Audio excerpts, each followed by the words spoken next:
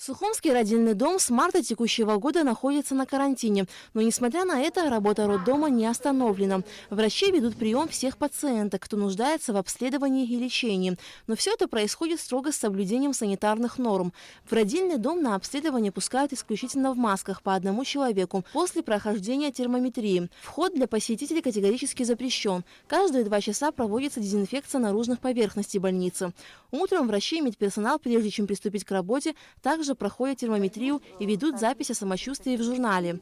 В роддоме соблюдаются все меры предосторожности. Врачи ходят в средствах индивидуальной защиты. Везде стоят антисептические растворы. Я считаю, что мы неплохо справились с этой задачей, потому что вспышки заболевания в стенах родильного дома, слава богу, не было. У нас болеют сотрудники, и врачи болеют, и медсестры болеют, но все эти заболевания привнесенные, то есть отсюда, из родильного дома, никто не вынес это заболевание. Вот. Среди пациентов никаких вспышек у нас не было. Нам удалось не допустить проникновения инфекции в здание родильного дома. На сегодняшний день в Абхазии 12 беременных ковид-положительных. Они стоят на учете, и врачи проводят с ними онлайн-консультации. Женщинам были розданы специальные памятки, в которых они ежедневно записывают свое самочувствие и отправляют врачам. Каждый день у нас в 8:30 конференция утренняя в родильном доме, в которой участвуют и врачи женской консультации. Каждый день они отчитываются о проделанной работе, о новых случаях. То есть мы начинаем свою утреннюю конференцию с эпид-обстановки в родильном доме и с эпид-ситуации с беременными в республике. В настоящее время уже 2 ковид-положительных женщин родили в Гудаутской ЦРБ, где для таких пациенток подготовлены специальные операционная и родзал. По словам Беллы Пилия, новорожденные чувствуют себя хорошо. Ковид у малышей не подтвержден. Родовспоможение ковид-положительных женщин в Сухумском роддоме не осуществляют. Исключение составляют экстренные случаи, но пока таких здесь не было. Если пациентка попала в Сухумский родильный дом с подозрением на ковид, но не подтвержденным диагнозом, ее кладут в обсервационное отделение. Здесь есть специальный изолятор, где будут проходить роды, если беременная в родах.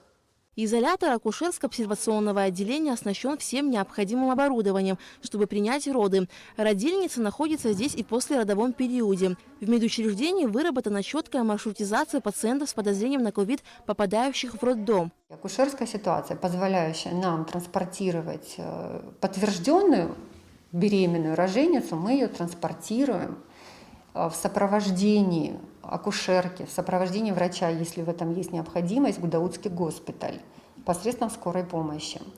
Если беременная просто, которой тоже у нас какие-то подозрения есть, там в ходе сбора анамнеза, термометрия, там гипертермия у нее, такую пациентку мы госпитализируем, если есть в этом необходимость. Госпитализация также осуществляется в изолятор. При поступлении беременной, которая опять же таки подозрительная и требует госпитализации, с ней контактирует доктор. Доктор контактирует, естественно, в соответствующем отделе, в СИЗе, как мы называем это.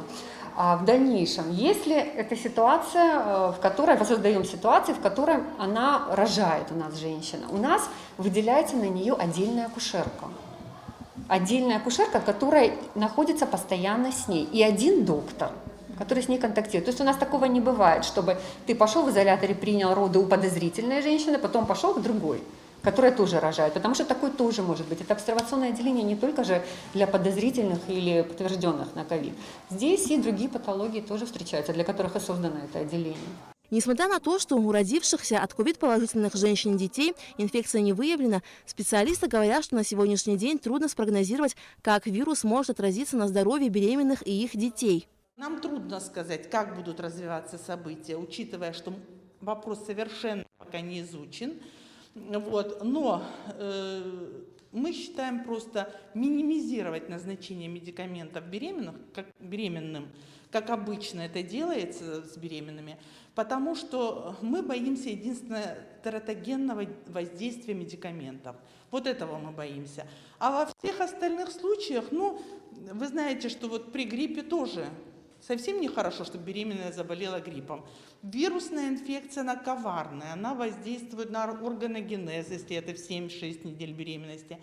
Она может вызвать плацентарную недостаточность, если это в большем сроке, там 18-20 недель опасные сроки. Она может вызвать маловесность плода, если это вот там 28-30 недель и так далее.